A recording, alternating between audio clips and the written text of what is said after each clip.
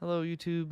Naked Trevor back again, talking a bit more about the nerdy stuff that I love. So today, it's the third book from the Rippaverse. This is Alphacore #1, and man, oh man, I really enjoyed this book. Fantastic, phenomenal artwork, a really good storyline, characters that I just really wanted to know more and more about. I don't want to go through a play-by-play of this book because I highly recommend it. I think you should go out there and get it.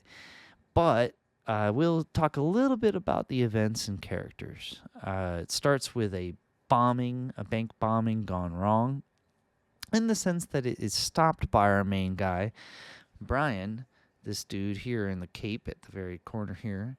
Next to him is Ingrid, and below that is Braxwell, and that makes up our team of Alphacore. The other two is Liliana and Michael. Those are our villains, which I thought that's kind of interesting that our villains are the main of the cover.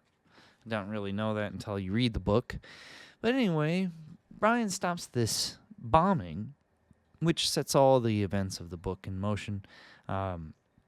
The Alphacore team is really meant to just deal with exceps, specials, meaning that like they don't stop bank bombings by just regular old Joes, which is what this was. And now this sets some tension between the main characters because Brian intervened by himself. Also, it sets some tension with the police force that they're employed by because they're really not supposed to be doing that kind of stuff.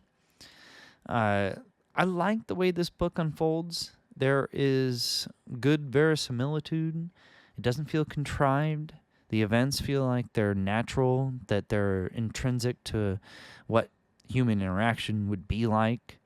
I, again, loved the artwork. I think it's probably the best that we've seen in the Rippaverse, or at least I think so, because just how dynamic and it just leaps off the page. The emotion of the characters is just awesome.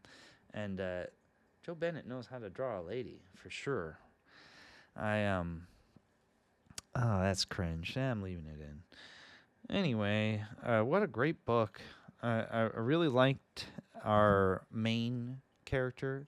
He's our, again, a Superman, in the sense that he has the powers of Superman, and also that he's a Boy Scout, which I respond well to. I really enjoy that kind of stuff. Ingrid over here, she is fierce, firecracker, and a strong woman, hold her own for sure, but not perfect. She's not the Mary Sue type. Obviously, there's a few fight scenes in the book. There's some action, and in fact, our main characters kind of lose in one of them. So it's good to see that our main characters aren't completely infallible. You want your main characters to have some vulnerability to them, and especially at the end here, there's a moment our main guy, our Brian the Superman, does something very stupid at the end of the book, but I guess it's within character because he's that brash, and oh boy, he makes a real mess of things. Anyway, I am very excited to see what comes next. I would say that there could be more interaction between our three main characters. I feel like that is one thing that I would call a negative to the book, that the Alphacore team, don't really see them acting as a team very much, but that could be later. We could have more of that later on. Obviously, there's more Alphacore coming, but I really loved this book. The Law and Order procedural type of superhero mix. It's interesting. It's different. And then also the action, the dynamic action of these superheroes in this world feels natural. It doesn't feel like it's action for the sake of action. It's tempered. They wait in the sense that the book isn't just action from beginning to end, which you could expect from this indie type of company, but no, they give it times. There's a lot of panels that just are, dialogue between characters, so it's good.